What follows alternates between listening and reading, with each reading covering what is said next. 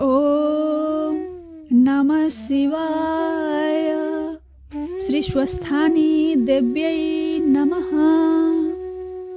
यो अति पावन समय माघ मास महात्म्य अन्तर्गत श्री स्वस्थानी व्रत कथा श्रवण गरिरहनुहुने स्वदेश र विदेशमा रहनुहुने तपाईँ सम्पूर्णमा आज पञ्चम अध्यायको श्री स्वस्थानी व्रत कथा श्रवण गराउनु पूर्व तपाईहरू सम्पूर्णमा जय राधे श्याम राधे राधे। सर्वप्रथम पुष्पाञ्जली प्रार्थना गरौँ सबैले। ओम यम ब्रह्मा वरुणेन्द्र रुद्र मरुतस्तुन्वन्ति दिव्यैस्तवैर् वेदैः साङ्गपदक्रमोपनिषदैर् गायन्ति यं सामगाः। ध्यानावस्थित तद्गतेन मनसा पश्यन्ति यं योगिनो यस्यान्तं न विदुः सुरासुरगणा देवाय तस्मै नमः। श्रीमत्चन्दनचर्चितोज्ज्वलवपुः शुक्लाम्बरा मल्लिका मालालङ्कृतकुण्डला प्रविलसन् मुक्तावली शोभिता सर्वज्ञाननिदानपुस्तकधरा रुद्राक्षमालाकरा वाग्देवी वनदाम्बुजे वसतु मे त्रैलोक्यमाता चिरम्।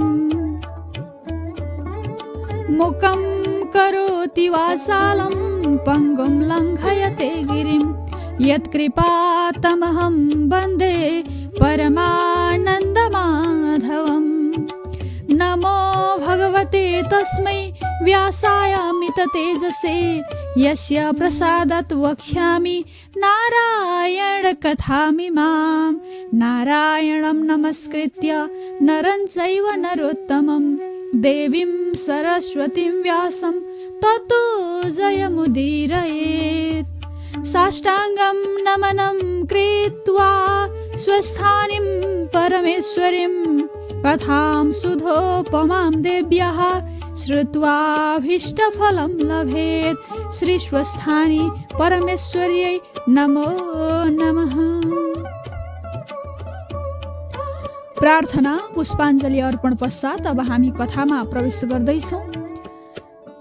हिजो हामीले चतुर्थ अध्यायको कथामा सतीदेवी कैलाश गृह प्रवेशका प्रसङ्गहरू सुन्यौँ। अब पञ्चम अध्यायको कथा यसरी अगाडि बढ्दैछ। पञ्चमोऽध्यायः त्रिपुरदाह वर्णन रहेको छ। यो पञ्चम अध्यायमा कुमारजी आज्ञा गर्नुहुन्छ, हे अगस्त्य मुनि, दक्ष प्रजापतिले आफ्ना 33 कोटी कन्या 33 कोटी देवतालाई कन्यादान दिएर ढुक्क परेका र विष्णुका छलद्वारा सतीदेवीको विवाह श्री महादेवका साथमा भएका कथाहरू मैले विस्तारपूर्वक तिमीलाई सुनाएँ। अब कुन कुरा सुन्ने इच्छा छ भन भनेर कुमारजीले भन्नुभयो अगस्त्य मुनिलाई। कुमारजीको आज्ञा सुनेपछि अगस्त्य मुनि पनि अति प्रसन्न भएर सोध्नुहुन्छ, हे कुमारजी, त्रिपुरासुरले गरेको तपस्या र श्री महादेवले त्यसलाई भस्म गराउनु भएको जुन रहस्यमय र पुण्यमय अद्भुत कथा छ, म त्यसैलाई सुन्ने इच्छामा छु। अगस्त्य मुनिको आग्रह अनुसार कुमारजी आज्ञा गर्नुहुन्छ, हे अगस्त्य मुनि, अघि विष्णुले वराह अवतार धारण गरी जब हिरण्याक्षको वध गर्नुभयो त्यो देखेर सम्पूर्ण दानवहरूको शक्ति क्षीण भयो।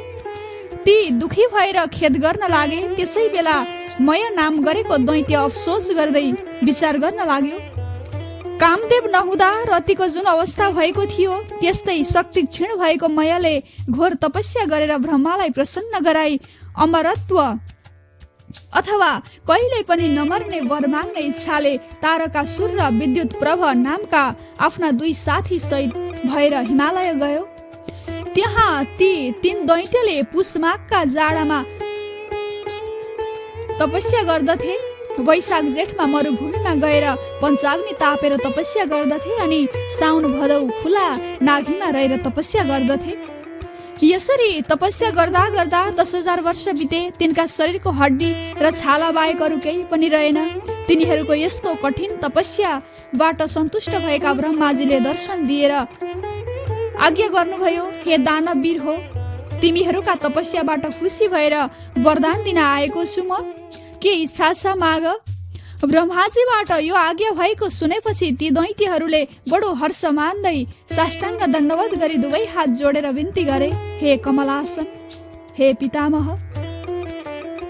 हामी अमरत्व चाहन्छौँ, हाम्रो बल पराक्रम ठुलो होस्, हामीबाट बनिने विमान जस्तो जो 3वटा सहरहरू आकाशमा एउटै भएर रहनेछन्, त्यसमा देवता र मनुष्य पुग्न नसकुन्, हामी ठुला बलवान र पराक्रमी हुन पाऊँ, यिनै वर हामीमा प्रदान होस्।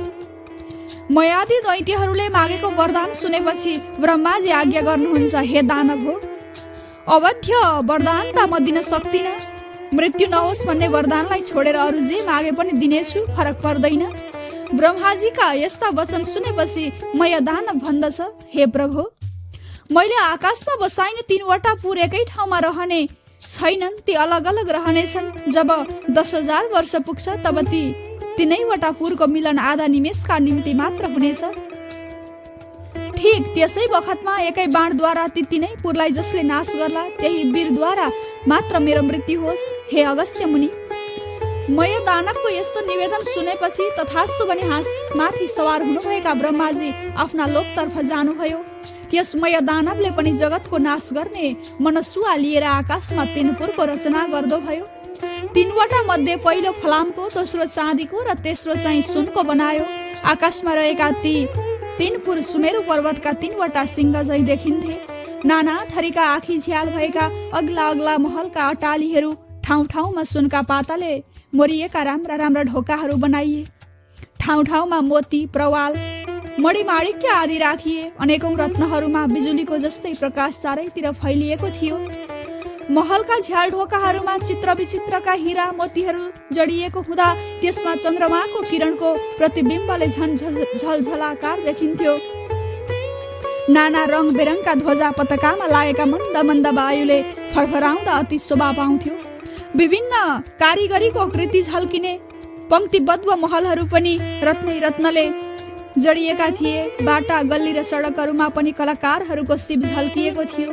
विमानको जस्तो रूप भएको 3वटा मिलेर एउटै देखिने त्यो पुर हजारौं बगैँचामा 6वटा ऋतुमा ऋतु अनुसारका विभिन्न फूलहरू ढकमक्क फुलेका र फलहरू फलेका समान देखिन्थे। धेरै तलाउहरूमा पनि अनेकौं प्रकारका कमलका फूलहरूले शोभा दिएको थियो। यस्ता तरहले ती त्रिपुरका दैत्यहरूका घर, बाटा, सडक, बगैँचा, तलाउ बने। त्यहाँका बगैँचामा मयूर, कोइली, चखेवा आदि पंक्षीहरूले शोभा बढाएका थिए। हे मुनि, ती 3वटा पुर मध्ये मय दानवले फलामको पुर तारकाख्यलाई दियो, चाँदीको पुर विद्युत प्रभलाई दियो र सुवर्णको पुर राजा मयले आफूलाई भनेर लियो। यसरी ती त्रिपुरका मालिकहरू आफ्ना आफ्ना मन्त्रीगण, ब्राह्मण वर्ग र नोकर चाकरले सहित आफ्ना आफ्ना स्त्रीहरूले शोभायमान भई आफ्ना शत्रु र तिनका सेनालाई जितेर सुखपूर्वक तिनै लोकको आनन्द पाएर रहन लागे। सबै थोकबाट परिपूर्ण भएर घमण्ड र अहंकारले उन्मत्त भएका ती दैत्यले देवताहरूलाई जितेर उनीहरूका बगैँचाका रुख, बोट, बिरुवाहरू उखेल्न लगाएर आफ्नामा ल्याए। त्यो बाहेक देवलोकमा भएका अरू सुखका साधनहरू पनि लुटेर चोरेर ल्याउन थाले। यसरी देवताहरूलाई अनेकौं दुःख र कष्ट दिँदा दिँदा धेरै समय बित्यो। त्रिपुरवासी दैत्यहरूका अत्याचारले पीडित भएका इन्द्रादि देवता अत्यन्त दुखित भई ब्रह्माजीका शरणमा गई आफूमाथि आइपरेका सम्पूर्ण दुःख र कष्टको विस्तार गर्न लागे। त्रिपुरवासी दैत्यहरूबाट भएको उपद्रवलाई बुझेर देवताहरूलाई शान्त गराई बिरिन्चीबाट आज्ञा भयो, हे सुरवृन्द, त्रिपुरासुर दैत्यहरू बडा बलिया छन्, हामीबाट तिनीहरूको नाश हुन सक्दैन, केवल श्री महादेवबाट मात्र ती दैत्यको नाश हुन सक्छ। त्यसकारण अब हामीहरू श्री महादेवका शरणमा जाउँ, उहाँ नै हामी सबैका गति हुनुहुन्छ। हे मुनि, यसरी ब्रह्माजीको आज्ञा पाई सूर्य, इन्द्र, वायु आदि देवता ब्रह्माजीका साथ लागि कैलाशमा पुगे। वहाँ श्री महादेवलाई देखेर ब्रह्माजी सहित सबै देवताहरूले स्तुति गर्न लागे। हे त्रिलोकेश, हे पिनाकधारी, हे चन्द्रशेखर, हे मृत्युञ्जय, हजुरलाई कोटि कोटि नमस्कार छ। चन्द्र ज्योतिले प्रकाशमान भएका हे धुर्जटी, हे नीललोहित, हे गङ्गाधर, हे पिनाक पाणी, हे पशुपति, हजुरलाई कोटि कोटि नमस्कार छ। तिखो धार भएको बन्चरो र त्रिशूल लिने, नन्दीलाई वरदान दिने, जगतका आधार देवताका पनि देवता, हजुरमा कोटि कोटि नमस्कार छ। सधैँ प्रसन्न रहने यज्ञका निधि, हिमालवासी कैलाशपति महादेवमा कोटि कोटि नमस्कार छ। परात्पर परब्रह्म परमेश्वर इन्द्रादि देवताहरूको पनि सृष्टि पालन र संहार गर्ने यस्ता परमात्मा प्रमथाधिपतिलाई कोटि कोटि नमस्कार छ। विरक्ति जनका हृदयमा र धर्ममा वास गर्ने, दिगम्बर धारण गर्ने, भक्तहरूका प्रिय, जगतका धाता विधाता, सम्पूर्ण भोगलाई तुच्छ मान्ने यस्ता सितिकण्ठलाई कोटि कोटि नमस्कार छ। दक्ष यज्ञ नाश गर्ने, कुसाको दाँत भाँच्ने, रतिपतिलाई भस्म गराउने हे पिनाकी, हे गिरीश, हे नीलकण्ठ, हजुरलाई कोटि कोटि नमस्कार छ। श्मशान घाटमा बसेर भूत प्रेत प्रमथ गणले युक्त रहने, अज्ञानको नाश गर्ने, मोक्ष दिने हे विश्वेश्वर, हे त्रयम्बक, हे कपर्दी, हे सर्व, हे रुद्र, हे हर, हे शम्भो, हजुरलाई कोटि कोटि नमस्कार छ। हामीदेखि प्रसन्न भई बक्सियोस् प्रभु, हजुरमा हाम्रो कोटि कोटि नमस्कार छ। हे अगस्त्य मुनि, ब्रह्माले शहीद भएर देवताहरूले गरिएका स्तुतिबाट प्रसन्न हुनुभएका महादेवबाट आज्ञा भयो। ब्रह्माका साथ रहेका हे देवता हो, म तिमीहरूदेखि प्रसन्न छु। लोकमा मबाट नदिइने कुनै वर नै छैन। तिमीहरूको जे इच्छा छ त्यो माग। महादेवबाट आज्ञा भएको सुनेर प्रसन्नताले गदगद भएका देवताहरू बिन्ती गर्दछन्, हे परमेश्वर, परमेष्ठीका वरदानले मदनमक्त हुन गएका मया आदि गरिएका दैत्यहरूले हाम्रा वन र उद्यानमा भएका उत्तम उत्तम फूल बोट बिरुवा लुटेर लगेर हाम्रो अमरावतीको सुन्दरतालाई नष्ट गराउनु बाहेक हाम्रा मेनका, रम्भा, उर्वशी आदि अप्सराहरूलाई समेत लुटी लगिदिए। हामी सबै देवताहरूलाई पनि नाश गर्ने ध्येयले बडो दुःख दिइरहेका छन्। हे ईशान, ती दैत्यको नाश गर्न स्वयं स्रष्टाको पनि सामर्थ्य छैन, विष्णुबाट पनि सम्भव नै छैन। यसकारण हाम्रो कल्याण जसो गर्दा हुन्छ नि, त्यही नै वरदान हामीलाई प्राप्त होस् हे ईश्वर। यसरी बिन्ती गरिएका देवताहरूप्रति श्री महादेवबाट आज्ञा भयो, हे देवगण, मेरो 11 अंश धारण गरेर रुद्र तेजोमय रूप भई तपाईहरूले ती दैत्यको नाश गर्नुहोस्।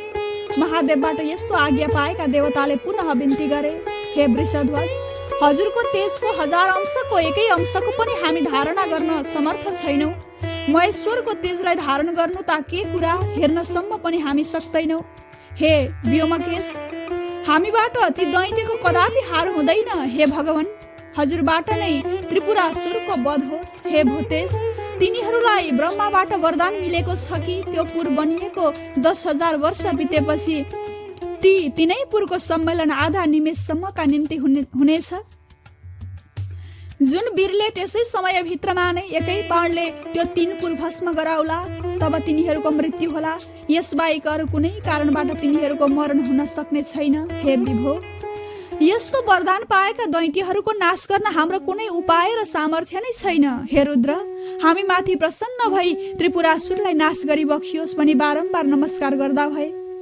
हे अगस्त्य मुनि, यसरी स्तुति गरेर खिन्न चित्त लिएका देवताहरूमाथि दया राखी श्री महादेवबाट आज्ञा भयो, हे देवता हो, त्यो त्रिपुर त्यस्तो सुरक्षित र दुर्भेद्य छ भने म एकै बाणले भस्म गरिदिउँला।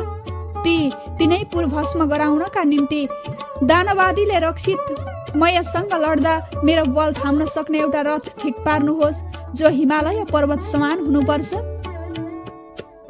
महादेवको यस्तो आज्ञा सुनेपछि सम्पूर्ण देवता हवस् प्रभु भनी महादेवलाई नमस्कार गरी आनन्दमा परि आफ्ना आफ्ना स्थानमा लागे। त्यहाँ उपरान्त देवताहरूको सल्लाह अनुसार श्री महादेवका निम्ति विश्वकर्माले एउटा सुवर्णमय रथ बनाए। 2 चक्काले युक्त सो रथमा दक्षिण दिशाको चक्का सूर्यलाई बनाइयो र उत्तर दिशाको चक्का चन्द्रलाई बनाइयो। सूर्यपट्टिका चक्कामा 12 सूर्य र चन्द्रपट्टिका चक्कामा 27 नक्षत्र अवयव भए। तीन ऋतु एकापट्टिका चक्कामा र तीन ऋतु अर्कापट्टिका चक्कामा राखिए। आकाशलाई रथको गजुर बनाइयो। मन्दराचल पर्वतलाई चक्का अड्याउने धुर बनाइयो। अस्ताचल र उदयाचल पर्वत धुरका दुवैपट्टिका चुकुल भए।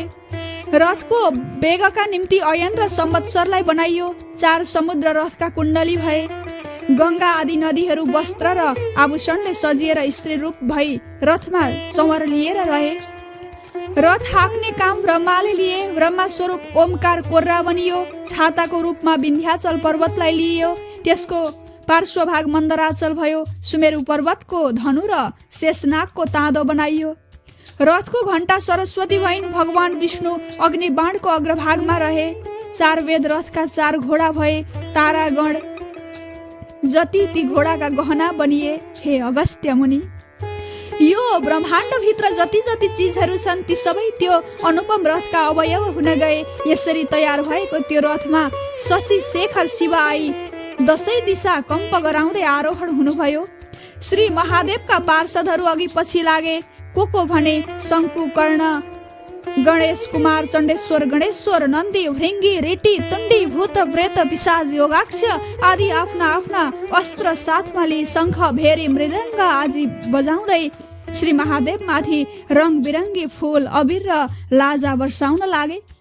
त्यस समयमा सर्वेश्वर श्री महादेवका तेजको भार सहन गर्नमा असमर्थ भएका देवताहरू मोहमा प्राप्त भएको अवस्थालाई देखेर श्री शिवले आफ्नो अतुलनीय तेजलाई खिचेर केही कम गरेपछि देवताहरूमा रुद्र तेजलाई सहन गर्ने अथवा सहन सक्ने केही सामर्थ्य आयो। यस प्रकार देवताहरूबाट भएको यो महान योजना थाहा पाएका नारद मुनिले दैत्यहरू भएको ठाउँमा गएर भन्न लागे, हे त्रिपुराधिपति दैत्यहरू हो, देवताहरूका स्तुतिबाट प्रसन्न हुनुभएका महादेव तिमीहरूलाई मार्न आउँदै हुनुहुन्छ। आफ्नो रक्षाको उपाय गरेनौ भने तिमीहरूको नाश हुनेछ।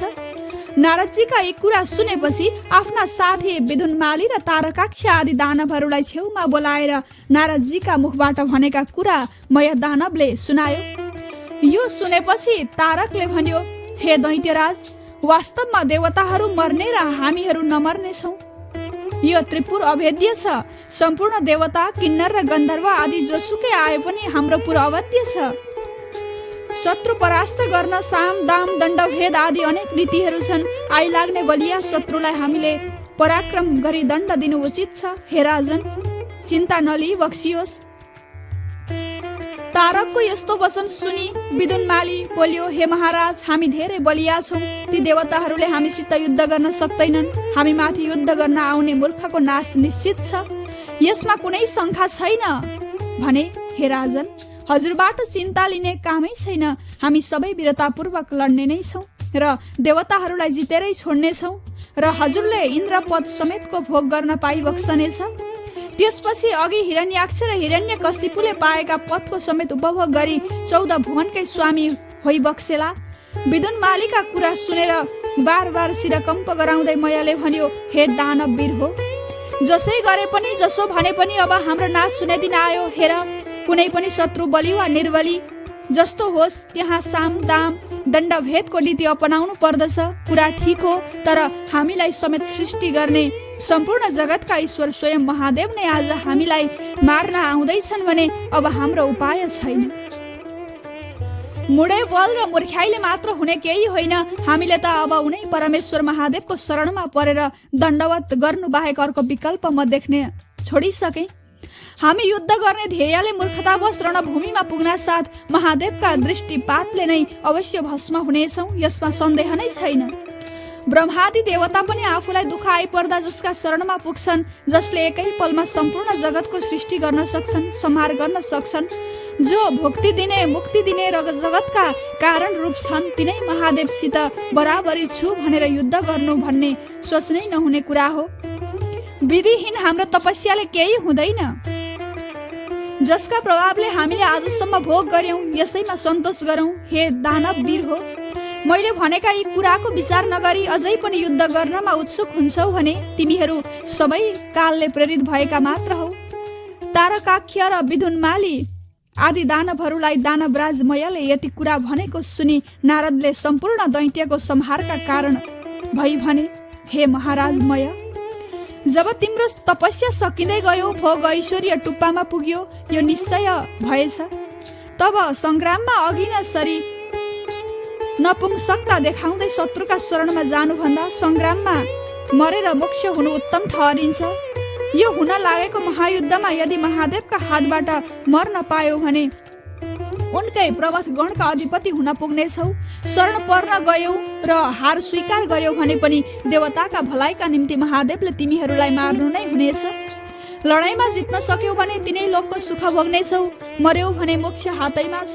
यस्ता ठुला पदको स्वामी भएर पनि कायरता किन हे राजन? हाम्रो सोच राम्रो होस्। नारदजीले भनेका यी वचन सुनि तारकाख्य र विदुन्माली दैत्यहरू पनि आयुष्यहीन भइसकेकाले मोहमा परेर, हे महाराज, नारदजीले भन्नुभएका कुरा साह्रै उत्तम हुन् भनी मयपट्टि फर्किएर भन्न लागे। ती दुईका वचन सुनेर मयले पनि हाम्रो विनाशको बेला भएछ भन्ने बुझेर नारदजीका हित वचन हाम्रा श्रेयस्कर छन् भन्यो। त्यसपछि नारदजी प्रसन्न भएर सकल दैत्य गणलाई युद्ध गर्नमा उन्मुख गराई कैलाश जाँदा भए। युद्धको लालसा गरेर रहेका ती दैत्यहरू पनि नाना प्रकारका शस्त्रास्त्रले सुसज्जित बनी युद्धका निम्ति तयार भए। तारकाक्ष, विद्युतमाली आदि वीर वीर दैत्यहरू युद्धको निश्चय गरी अनेक किसिमका बाजा बजाउँदै मय राजाका अगाडि आई सिंहनाद गर्न लागे। दानवहरूको सैन्य समूह नै दानवहरूमा भयदायी देखियो। ती आपसमा भन्न लागे, ऊ रथ आयो, रथ आयो, ध्वजा पनि देखिन थाल्यो। यस्तो भन्दै भय र शिललाई त्यागी कुमतिले घेरेका ती दैत्यहरूले युद्धको निश्चय गरे। कालले निल्न आँटेका ती दैत्यहरू अग्निका ज्वालामा जसरी पुतली आदि किराहरू पर्न जान्छन्, त्यसै गरी शिवजीको रथ कहिले आइपुग्छ भनी हेर्न लागे। हे अगस्त्य मुनि, उता नन्दीश्वर आदि गणहरूले पनि पश्चिम सागरका शिरोभागमा रहेका अनेकौं ध्वजा पताकादिले शोभायमान भएको सुमेरु पर्वत झै त्रिपुरलाई देखि सिंहनाद गर्न थाले। देदीप्यमान कुठार लिएका चण्डेश्वर ठूलो मुख बाएका प्रचण्ड प्रमथादि गणका अघि अघि त्रिशूल हातमा लिएर शिवतुल्य पराक्रम गर्दै अघि आए। शङ्कु नायक पनि मुसल हातमा लिएर उनका पार्श्वभागमा उभिए। आफ्ना आफ्ना आयुध वज्र, त्रिशूल, गदा, परिद आदि लिए नन्दी, भृङ्गी, वीरभद्र आदि अनेक गण पनि युद्धका निम्ति अगाडि आए।